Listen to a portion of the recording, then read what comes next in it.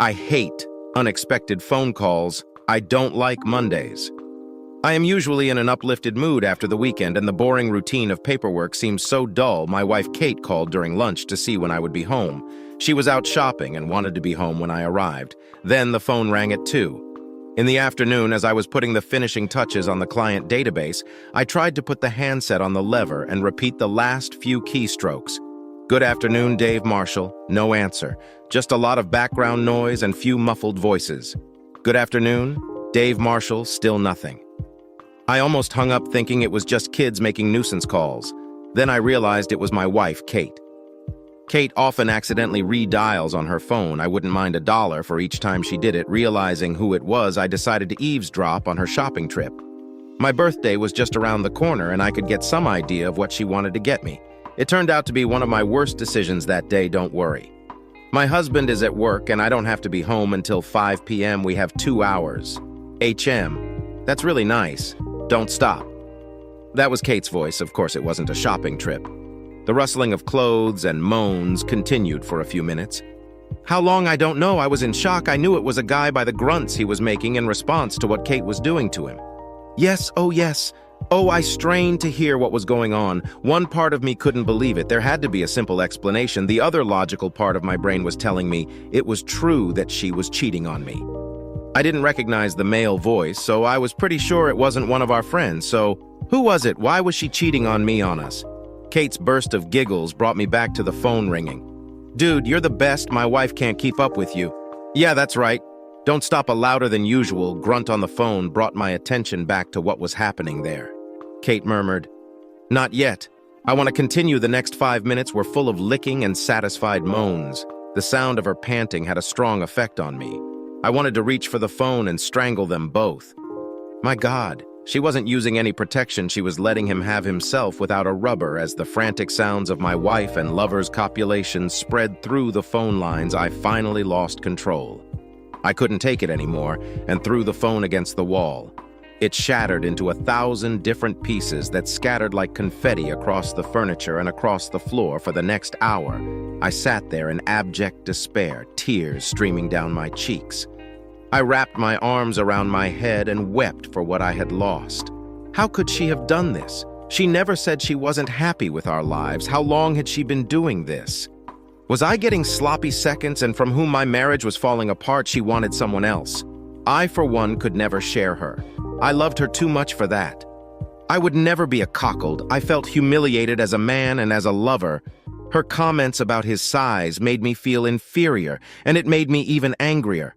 I decided I would go home, talk to her about it, then pack my bag and leave. Thank goodness we didn't have children. We hadn't been married long enough to have a lot of stuff, so it wasn't hard for me to pack. The house was rented, and the furniture was mostly hers. My heart was broken at what I had lost, but I knew I had to be strong to confront it. I gathered my wits, then cleared my desk, getting ready to leave. Just as I was packing my briefcase, there was a knock and my secretary walked in. She stopped and stared at me with my red, puffy eyes. After looking around the room, her gaze stopped on the broken phone. Worry and concern flashed across her face before she continued what she had come to do. "Dave, are you okay? Can I get you anything?" Shaking my head, I whispered. "No, I'm fine. I'm leaving a little early today. I have some private matters to take care of." "Okay, before you go talk to your wife on the phone in my office. She couldn't get through on your private line." She glanced again at the broken phone scattered in tiny pieces across the red carpet. "My wife, I don't want to talk to her." My voice went up 2 levels as my anger rose to the surface. "Tell her I'll see her later." The poor woman looked like she had swallowed something nasty while mulling over my angry response. "I'm sorry she said you would, but I have to tell her it's urgent, and that if you don't answer the phone, don't bother coming home. This cheating demanded that I talk to her. Well, I will. But on my terms, I would soon let her know that she would be the one on her ear, not me." Rushing past the receptionist, I grabbed her phone and pressed the flashing red button online to "What the hell is this, Dave? Just calm down and listen, and I'll explain everything." My anger was uncontrollable, but I figured I'd give her enough rope to hang herself and then let her know I heard everything okay. "Explain? Oh, you did. Now I know you're mad, but you hung up on me a little sooner than I thought. I thought you were going to try to tape what I was doing, so you could let me hear it later." Well, never mind, I cut her off. Did you know I was listening? You did it, knowing I could hear what was going on? Well, of course I knew. After all, I dialed the number and waited for you to answer before we started. Now, I know this is confusing, so let me set the record straight first. I know about your little affair with Debbie, and I know it's over. It was just... So you knew that both could play. Now you understand the pain I felt when I found out. I was stunned she knew about me and Debbie. How could she? It had only lasted a month, 5 secret meetings. The guilt was too great. So I ended it. How could she know about it? I didn't tell anyone. Debbie that it was all her doing. Debbie was upset that I broke up with her. Did she tell Kate? It was the only plausible answer I could come up with. Dave, are you here? Yeah, I'm here. My anger subsided a little and my voice was almost back to normal. Who is that guy you slept with? How could you possibly know about Debbie? Why didn't you just tell me out of order first? Debbie was a little pissed off that you dumped her, so she called me with all the racy details. I'm sure she exaggerated a bit, but it was enough that I knew you were having an affair. Why didn't I tell you? Well, I thought the way I chose was more weighty. I wanted you to know that pain can be two-sided. Kate paused for a moment before continuing, as for who he was. You'll never know. That's part of your punishment. Oh, and you won't find out if I really cheated, and if so, who it was. With what do you mean, really cheated? I heard you too. I heard you telling him how much better he was than me. Well, yeah, you did hear some things, but did it really happen? Or did I just play it up to make it seem like? I did sure there was a guy there, but did I let him me? Or was it all an act? You have to ask yourself if you think I would really cheat on you. You just like I had to ask myself about you again. This is part of the punishment. I'll never tell you what really happened. You'll just have to deal with it, just like I have to deal with what you did. I didn't know what to say. I knew I had heard everything. Now she was telling me that maybe it was all an act to make me think she was cheating. How to deal with that if I knew for sure I could react. But not knowing really left me no choice. Kate broke into my musings. Her voice softened this time. Dave, I never said he was a better lover than you. Only that he was bigger and reached places you didn't now. Was that a lie too? Or did he actually do things to me that you could never do? I had to. Think about the same thing when Debbie told me about the two of you. I stood there shaking my head, unsure of anything. Was it all real? Or was it all a bad dream? I had no answers for anything, Dave. I love you and I want us to stay together, but I couldn't stay with you if you didn't truly understand the pain I was going through. This was my way of solving this problem for me. We'll talk about it when you get home, but right now I have to go. I love you. She hung up before I could respond. What could I possibly say? Later we did talk. I explained everything I'd done and why she cried a lot, and then told me that she could get over it if we were both true to each other from now on. She never told me if she cheated on me or not. I begged her to tell me that truth so I could get past it. But she said it wasn't the right time 6 months later. Things were getting worse and worse. I couldn't get it out of my head, and it seemed like we were going to break up. I even refused to have sex with Kate until she produced a note from her doctor saying she didn't have an STD. She took offense at first, but I told her I wasn't going to take any chances. She finally understood and agreed it didn't help. It wasn't the thought of her sleeping with someone else that was something I could deal with. Much worse was the uncertainty. Eventually, I moved out of the master bedroom and into a spare room so I could have some privacy.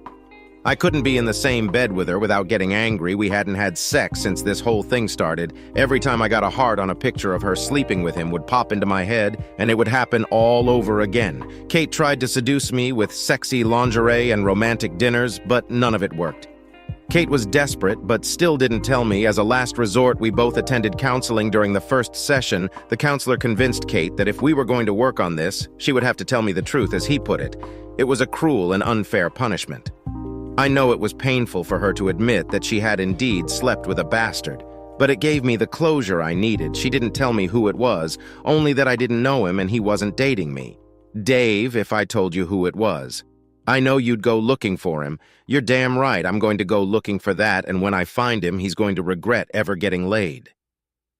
The main thing that surprised me was how guilty Kate felt about her revenge, and how much she had hurt me. That, more than anything else, convinced me that we would eventually get over this hurdle. We did move on and stayed together, eventually returning to a more normal marriage these days. I am more attentive to Kate, and we spend more time together. She says it's because I don't trust her. But we both know it's because we don't want to risk losing each other. I had one ace up my sleeve that Kate didn't know about. She told me that I didn't know him and that he had never met me. that gave me my first clue as to who this could be. It had to be someone who knew Kate was married and knew about me but hadn't met me. I knew all her friends and she knew mine, so it wasn't one of them. My next investigation led me to her workplace. It was probably someone she worked with. I had a business acquaintance who worked at the same firm as Kay, a guy I had helped a few times. He owed me, so I asked him to see if he could discreetly pick up any gossip about her, and the other guy, 2 weeks later, he came back with an answer. George, one of the sales reps, had a reputation as a ladies' man, and he hung around Kate. Finally, she yelled something at him about leaving her alone and that it would never happen again. She had done something stupid, but she wanted to save her marriage, not have an affair. You know, Dave, if it were anyone else, I probably wouldn't tell you. But this really pisses me off. He's ruined some good marriages and doesn't give a about the people he hurts. I knew that if I did anything, it would come back to me, and Kate would never forgive both himself and me. So I huffed for a long time. All this time I had been keeping a close eye on thee and waiting for my chance. I took the opportunity to get a little revenge on Debbie, an email to her husband, describing the mole she had on her left nipple, and an embellished account of our tumultuous love-making, guaranteed that she would regret her phone call to Kate. Funny how she never thought about the consequences of her actions. The fact that she had as much to lose as I did. Good things come to those who wait, and things couldn't have worked out better to make my revenge even sweeter. It was just about the 3rd anniversary of the phone call when it finally happened. As I waited hidden by the hibiscus bushes that grew along the driveway to the gorgeous 2-story house, it was dark and cold. It was the home of his latest mistress and her unsuspecting husband. He was having an affair with the wife of one of his firm's partners, and that made him vulnerable. I knew I was perfectly safe. He'd never met me. Plus, I wore a balaclava to hide my face. The cold penetrated me to distract myself.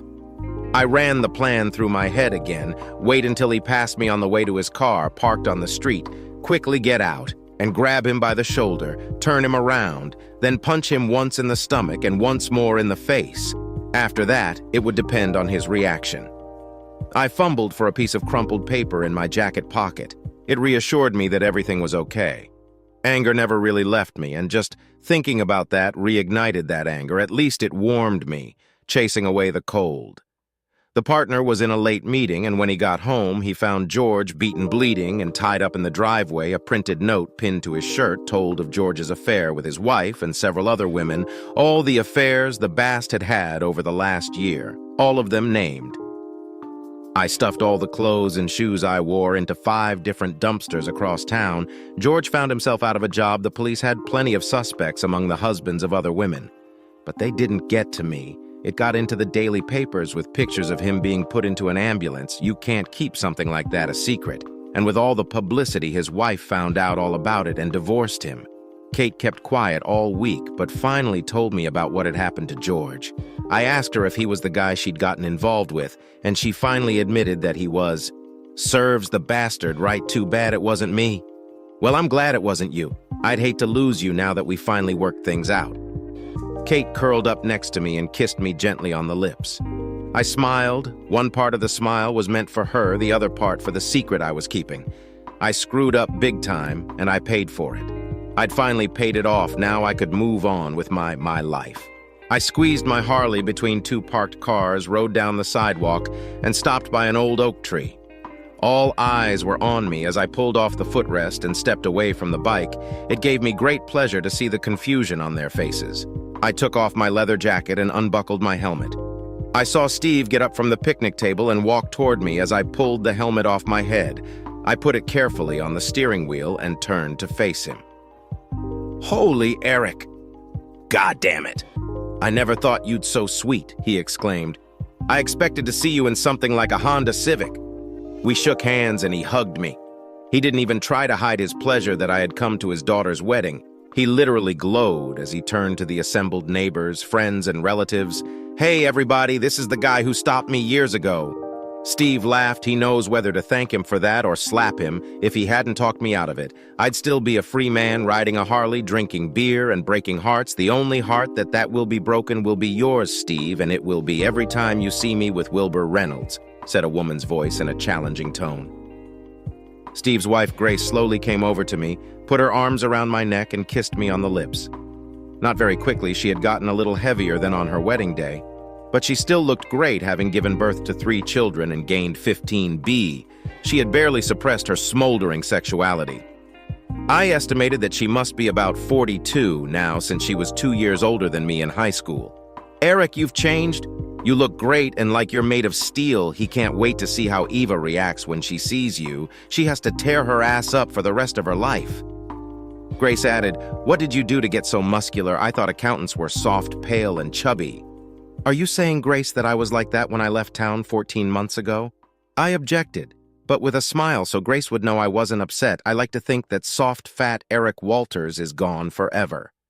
I realized I didn't like him any more than I liked my loving wife, so I changed a few things. I hope I buried that fat bastard so deep that he never resurfaces, Eric. I didn't know you felt that way about yourself. I thought you were a contented, albeit somewhat soft, husband and father. I never realized you were so unhappy with your body at the time," Grace admitted. "Hi, Grace.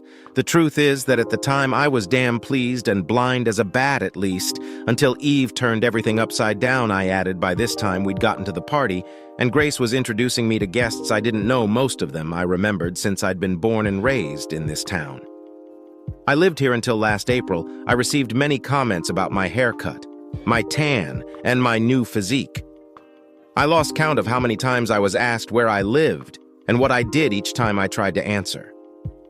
Patiently, I expected this to be the case when I decided to accept an invitation to the wedding of Ann Steve's daughter. She had just graduated from the University of Pennsylvania and would be teaching 3rd grade at a local elementary school. In the fall, her future husband had just been honorably discharged from the Marine Corps after 2 tours in the Middle East. Eva and I were Ann's godparents. Becky was the one who insisted I come back to my hometown for my goddaughter's wedding. Becky's my brother's wife. She took me under her wing when Eva ruined my life, Eric. You can't ignore your friends and family anymore. You were Steve's best man and his godfather. You have to be there to be part of the celebration. You have to take your life back and show everyone that you've moved on. This will be the final step in your healing." She assured me, "You will come back a much happier person. You'll see how lucky you really are that Eva turned out to be an unfaithful, and that you're much better off without that cheating." I wanted to believe her, but I was filled with doubt. Eva had told me too often that I was a lousy lover and a pathetic excuse for a man, and she had found a real man who knew how to treat and care for a woman, and she wanted me out of her life, and I didn't even know anything was wrong when she told me she wanted to move in with her lover. I was stunned. The more I thought about it, the more I realized that Eva was right. I was a miserable bastard the same day Eva told me she was moving in with her lover. I signed a contract to sell our house and quit it. Probably seemed rather childish and also reckless to most of our friends and relatives, but I had to leave. I was ashamed to look anyone in the eye, knowing that they would think what a wimp I must be. Besides, I hated my job. I was an accountant for a firm with offices all over the eastern part of the country. I traveled as far away as I could. The job was tedious and boring as hell. Very exciting was the week I had to spend a few extra minutes finding an accounting error. I've become a soft, middle-aged man with an expanding waistline and bald spots. I even started reading erotic stories on the internet. And I remembered that's when I started reading a story about a beautiful, busty wife who told her husband she didn't want to be married anymore. He was a great prosecutor, but a lousy lover. In fact, right now, I was still waiting for new chapters in this saga that started back when my wife announced she was trading me in for a better model god.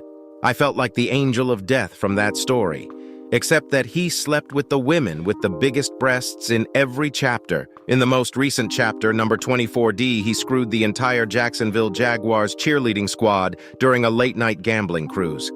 I need to look more like this guy. My brother Frank and Becky lived just north of Pittsburgh. They owned several gyms and had recently expanded. They added a large room to each of their 3 gyms and began offering martial arts classes, as well as ballroom and country dance lessons. They accepted me without prior notice when I showed up on their doorstep at 5. In the morning, "Eric, we do need someone to handle all the financial affairs of our company, but it won't be enough for a full-time job," Frank added. "If you were interested in other responsibilities, we could take you on full-time. We're always looking for reliable people." "What other duties?" Frank, I asked, suspiciously. "You want me to mop the floors and clean the showers? We've already contracted with a firm for that." Becky laughed. Our gyms are open 4 hours a day, 7 days a week. We need trainers. We started offering country and ballroom dance classes as well as martial arts. You are expected to help us with all of this in case you haven't noticed Becky, which seems very unlikely. I'm not suited for strength training or dancing, and for that matter, I couldn't get out of a wet paper bag. I replied somewhat dejectedly. I can't do that. I'm just looking for a job somewhere in accounting. I thought you said you hated that, bro. Why waste your life on something you hate so much? Frank asked. Because I know I can do it. Frank, look at me. I can't help you at the gym. Hell, I've never even been inside one. I'm just a chubby, slightly balding. I admitted no one's ever mistaken me for the Terminator. Not yet. Becky replied with a wide smile. You have the same genes as Frank, and look how I got his ass in shape. I can polish you up in no time, but the real test will be ballroom dancing. Frank can lift a ton, but he's not the most graceful guy I've ever seen. He's a little better at country music. Frank teaches dancing, I asked incredulously. I find that hard to believe, no offense. Frank, no offense. Frank grinned. I don't teach that, Eric. I'm just a warm body that ladies use and discard when they're done with me. What the hell are you, some kind of male escort or gigolo? I asked doubtfully in a way I am. Becky laughed. There are a lot of single people, men and especially women, who want to take dance lessons but don't have a partner. Frank and I and some of our other staff members fulfill those needs. We make sure that our clients have an enjoyable experience when taking lessons and someone to pair up with. Not that I would trumpet my own horns about myself, but I've gotten pretty good at learning to dance the tango and foxtrot. And you expect me to be able and willing to help the dancing ladies, me, the guy with 2 left feet. I can tell you right now, I can't dance like you just said. Frank and I are from the same freaky gene pool. You may not know how to dance yet. Becky laughed. But you will learn the most important thing is to make your partner feel special. Show her that you enjoy her company, her smile, her effort, and when it's acceptable, her body. And it's not just about good social interaction, it's about proper footwork. That's why our business thrives. We don't allow or encourage any of our employees to get too sexy in dance class or at the gym. Not that it couldn't happen, but we won't tolerate our employees being involved in the breakup of any marriages. We also want as few broken hearts as possible. If possible, our gyms have a reputation. It's a safe environment for couples, singles, and even families. I sat and thought as I listened to Frank and Becky, and I had to admit that what they were doing was so much better than what I was doing. They were strong, healthy, and looked great. Frank was muscular, but he wasn't like those guys who look overly fancy. Becky was in fantastic shape. No one would ever realize she was in her 40s and had 2 teenage boys. I decided that no matter how much I embarrassed myself at the gym or on the dance floor, it would never be as bad as when your wife of 20 years tells you that you're not worth in bed and she has a lover who's way better than you. Okay, it's a deal. Don't say I didn't warn you. Start with this shitty piece of fat. Although it might not be so easy to get me in shape or make me dance without stepping on a bunch of toes, Eric, I'll make a new man out of you. If you listen to me and follow my plan, it won't be easy. I admit your whole lifestyle will have to change and you'll spend many hours, but I promise you'll love the finished product. Your fat will be transformed in no time, and eventually you'll have the body of a real man, and then you'll come home and pee on Eva's front porch. Becky promised I wasn't so sure about the sculpting properties of my fat, but peeing on Eve's front porch sounded great. Though highly unlikely Becky was good at her job. I was sure of it. But I seriously doubted she'd ever worked with a pathetic slob like me. The next 2 months passed like a blur. I was always hungry, always sick, and always too busy to have time to feel sorry for myself. By the time I went to bed, I was almost unconscious. I never ate so many fruits and vegetables I would kill for a Big Mac and a fry. Becky took measurements of my arms, chest, and waist the day we started my transformation. Every 2 weeks, she weighed me, took new measurements, and wrote them down.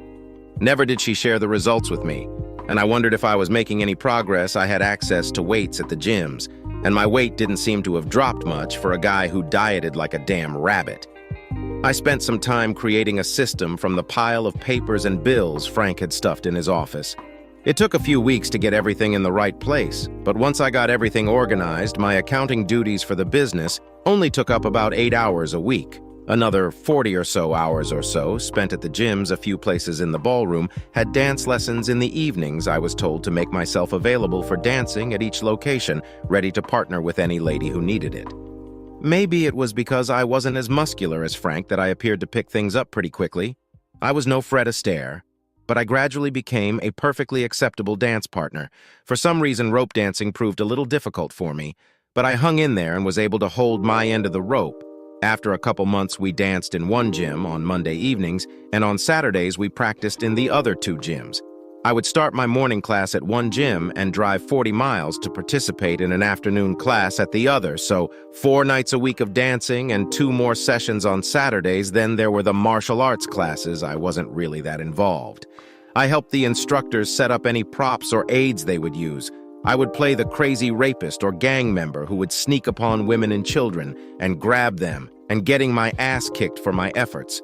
I was able to land well without getting too far down the road of actually being violent. I should have been the most unsuccessful rapist in the history of mankind. I never progressed beyond grabbing my victim by the hand or wrist before being sent flying.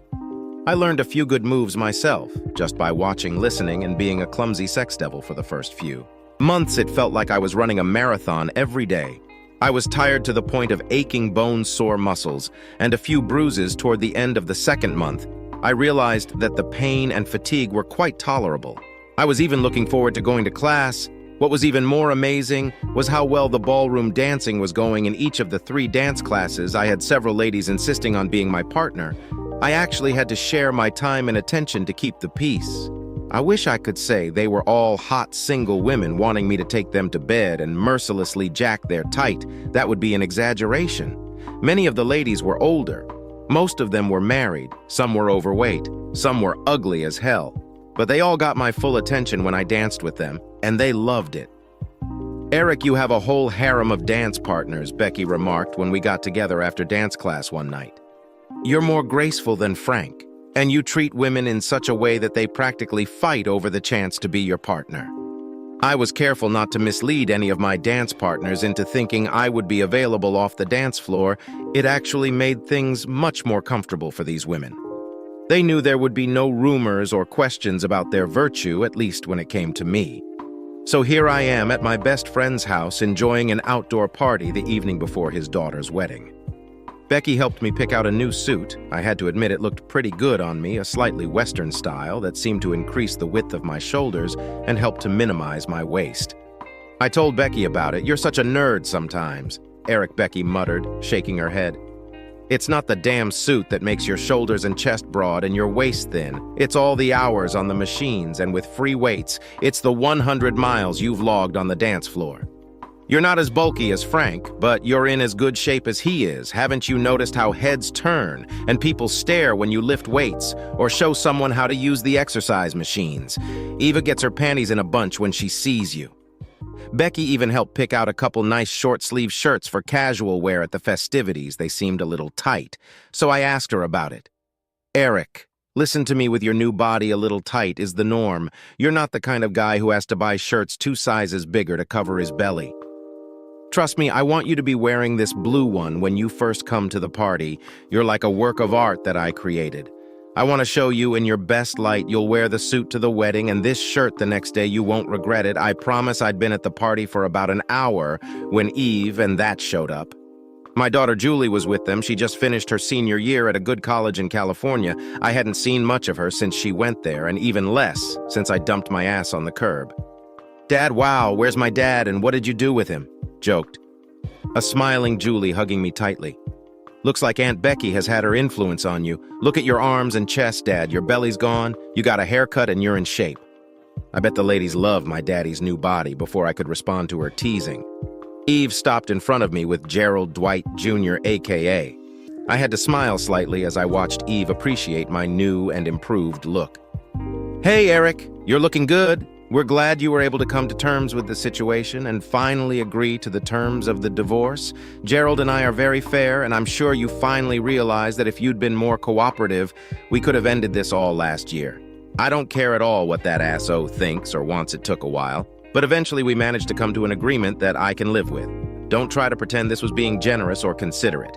He has no say in my divorce. I absolutely don't remember seeing him at our wedding and making vows to him, so his thoughts on whatever the means to me." Julia was still hugging me as I said hello to Eva and her lover. I felt her body tense and her arm tense. She had never heard me speak like that in her life, to be honest. I'd never talked to anyone like that. I'd always been the type to avoid confrontation. Those days were gone, and it felt good to let some of my anger out. Gerald was a big guy. He was probably 3 and taller and 30 pounds heavier than me, whether it was because I didn't look concerned or he didn't care. He blushed deeply at my words, but he didn't make the slightest move to slap me. I just stared at him and smirked. About that time, Steve came over and turned me around. He made it clear that he wanted me to go with him. "Let him have a beer, Eric," he insisted. "Man, I don't blame you for wanting to mix that with, but it's his wedding, for Christ's sake," Steve reminded me as we walked to the fridge with the beer. "Grace will kick your ass if you mess this up." "You're right, Steve. I agreed. I feel a lot better now, and I'll behave myself if only that would leave me alone. There's no way I'm ruining this weekend. Tell Anne and Grace that I apologize and will behave myself. You tell her yourself. Eric looks like she's headed this way. Someone must have told her something. I'm really glad I'm not in your shoes. I've got to smooth things over with Eve, and the bastard good luck with Grace," Steve tossed over his shoulder. Walking away quickly, Grace looked grim. As she approached, she took my hand and led me away from any possible listeners. She looked back and seemed satisfied that no one would be able to hear what she was about to say. "Eric, I can see why you were rude to the point of indecency with Eva and Gerald Jr. Are you feeling better after that inappropriate behavior?" Grace asked. "Well, now that you asked, Grace, I feel much better. I realized this was not the time or place, and I apologize to you and Anne. I'll keep my emotions under control for the rest of the weekend." "I promised. That's good to hear." Eric Grace replied, "However, if that gives you any trouble at all, do what you have to do, and don't worry about anyone else, and can't stand that. And it will probably be the apotheosis of her wedding to see him get what he deserves from you. There are also rumors that Gerald Jr. isn't too keen on testing your sincerity. Eric, you've changed. You've gone from a very nice meek guy to a very nice tough guy. I love it for the rest of the party. I tried to avoid. Eve and Gerald Ann introduced me to her sailor boy. His name was Jim, and he had the look of a man experienced beyond his years. Uncle Eric, I heard what you said to Aunt Eva and her jerk friend, or whatever he is. I just want you to know that I've never been prouder of you than when I heard what you said. You've always been too nice, always taken too much from people. No offense, Uncle Eric, if that pompous jackass starts any trouble. A certain Marine will be there to help quell the riot. My future husband won't take crap from anyone either," Anne proudly proclaimed. Soon my daughter Julie took my hand and walked with me. It had been too long since I'd spent time with my daughter, and we spent those few minutes catching up. "Julie, has your mother gained weight?" I asked quietly. "She looks pretty wide in the ass, and her breasts look like they're sagging. Honestly." Julie grinned yesterday. She was telling me how she's lost 10 PBS since you guys broke up. She tried to make it sound like Gerald was so good for her that it made her lose weight here. Being around you was ruining her health. I just ignore her stupid comments. I don't see her that often, and I don't want to push her away, although I've been mad at the way she treated you for as long as I can remember. You look much happier, healthier, and more confident than I ever remember Dad. I have to say, I was really surprised at the way you jumped on Mom and Dumbass when you said hello to them. You have confidence now. Do you really think you'll be able to cash the checks your mouth is writing if Gerald comes after you?" "Dad," Julie asked, "you look very chipper, but he's a pretty big guy. I honestly have no idea." "Julie, I just know I had to put it out of my mind after that bastard ruined my marriage. I admitted if he decided to take it further, I was willing to give it a try.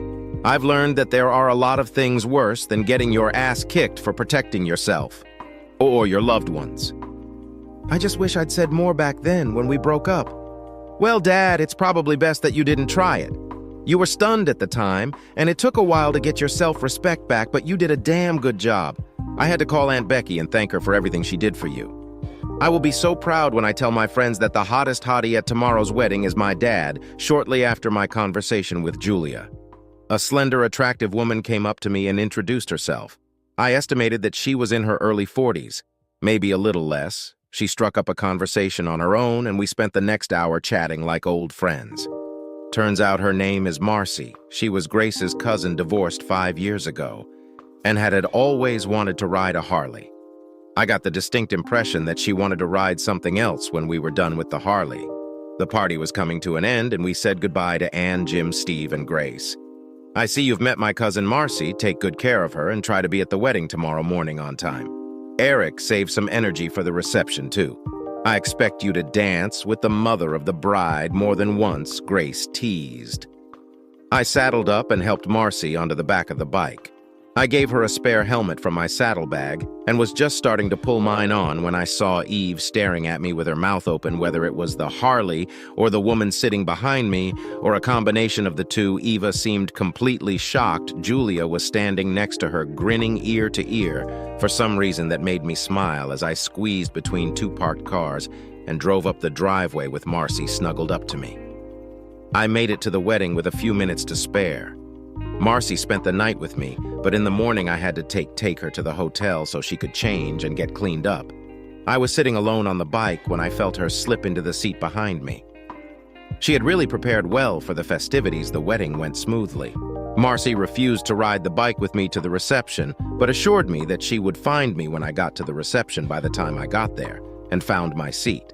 Marcy was already sitting next to me. I chuckled to myself at how women always seem to know how to work these things. If was hardly a coincidence, Aunt Grace, Marcy's mother, was a dance instructor.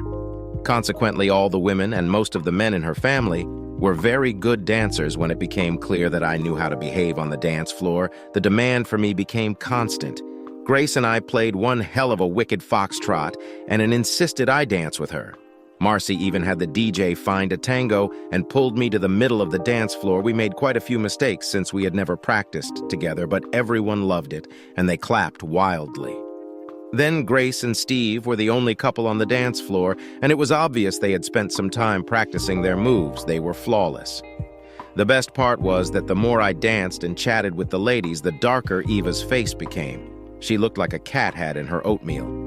She and Shithead danced a few times, but they looked unnatural and moved like robots. Near the end of the evening, I felt the call of nature and excused myself to use the restroom. When I got there, the maintenance guy was trying to dredge up the aftermath of the disaster of an overflowing toilet. He suggested I use the restroom near the locker room, as is always the case when you really have to pee. You have a hard time even finding the damn locker room. I found the women's locker room and saw the door across the hall where a sign had obviously once hung before there were some stains visible. It seemed reasonable to me that this could very well be the men's locker room. I opened the door and looked inside. It was just a large closet with various equipment stored along the far wall. What really caught my eye was my devoted, soon-to-be ex-wife, encased in a loving embrace with some guy probably about 10 years younger than her. He was wearing a golf shirt with a country club emblem on it. So I thought he might be from the maintenance staff at the golf club. It also occurred to me that I didn't really care. I pulled my phone out of my breast pocket and pointed it at the happy couple. Say cheese. I grinned as Eva desperately tried to pull her dress back up over her bare breasts. By the time Eva had them covered, I was on my way back to the banquet hall. I was on my way back when it occurred to me that I still hadn't peed, but somehow that need was no longer so acute. I caught Gerald Jr. drinking alone and rushed over to him. "Junior," I called out, approaching him. "Look at this. That's how Eve found us. When she entered the room, I quickly left." Junior walked over to Marcy and hugged her, letting say goodbye to everyone and go for a ride. I suggested I still laugh when I think of Marcy with her dress pulled up, shoved between our bodies, and her long legs completely exposed. I know that those who watched us pull out of the parking lot must have seen her thong, or at least part of her ass, as we rushed back to the hotel to change. Wow! Becky exhaled when I finished my story about the wedding weekend. You've hit all the bases. Eric, let's see. You looked great, told Junior off, danced like Fred. Astaire slept with Marcy a few times, made Eva regret losing such a desirable hottie, won the respect of your friends and daughter, saw how fat and unattractive Eva really was, and showed the Who Stole Your Wife a picture of his bride to be with her breasts on display in another man's arms. Did I miss anything, you vengeful bastard, Becky? How can you say that? You're hurting me. Look at my phone. Where do you see a camera? My brother Frank reached out, took the outstretched phone, and laughed. It's a $5-track phone. He can't take pictures with that thing. I'm not even sure he can make a phone call with it. Frank roared with tears in his eyes. Then, how did you get back at Eva? Becky asked. Did you tell the what you saw and expect him to believe you? Let me ask Frank a couple questions. Frank, you'd like to know if the woman you're marrying cheated on you once her divorce is final. Would you hate the guy who told you about it? Heck, I'd want to know, and I'd be grateful to the guy for telling me. I'd consider him a true friend and thank him for keeping me from making a huge mistake and possibly wasting years of my life on some cheater. Frank replied with surprising excitement. I would have felt the same way. So I just showed that dumb my cool track phone and left before Eva could approach. She looked like she was having a heart attack, but it was that who gave me the horns that I really wanted revenge on. I admitted, smirking at that memory. You vile, vindictive bastard. Becky laughed. You didn't say anything to him. You almost gave Eve a heart attack. But the still marries her because he doesn't know she cheated not only with him, but on him. How screwed up is he?